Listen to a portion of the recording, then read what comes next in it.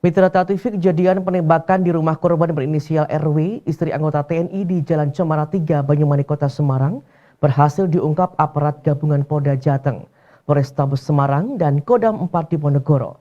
Diketahui motif asmara melatar belakangi kasus penembakan tersebut. Saat ungkap kasus penembakan istri anggota TNI di Semarang di Mapolda Jateng pada Senin 25 Juli, Kapolda Jateng Irjen Pol Ahmad Lutfi mengatakan, kepolisian mendapatkan fakta baru terkait kasus penembakan istri TNI di Semarang. Korban berinisial RW ditembak orang tidak dikenal lantaran motif asmara. Dari keterangan, motif penembakan lantaran dipermasalahan asmara, yaitu adanya wanita idaman lain.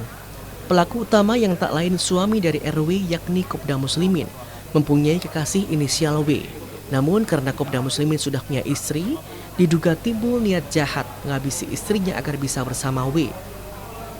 Bahkan, Kopda Muslimin sempat menemani istrinya saat di rumah sakit. Kapolda juga mengungkapkan pelaku penembakan ada 4 orang. Selain itu ada 1 tersangka lain yang berperan sebagai pemasok senjata api, beserta amunisi yakni DS. Kopda Muslimin saat ini dalam pengejaran petugas gabungan, sementara peran ke-4 tersangka yakni S alias Babi 34 tahun yang berperan sebagai penembak, Pan 26 tahun sebagai pengemudi Kawasaki Ninja, SP 45 tahun sebagai joki motor Honda Beat, dan AS sebagai pengawas situasi. Kelima pelaku ini ditangkap di 3 daerah berbeda, di Demak, Klaten, dan Sragen. Dari aksi kejahatan ini, Kopda M memberikan upah uang 120 juta kepada tersangka S. Setelah itu pelaku S bertemu dengan 4 pelaku lainnya di Demak untuk membagi uang upah hasil kejahatan. Motifnya punya pacar lagi. Jadi ada 8 saksi yang kita periksa, di antaranya saksi W itu pacarnya.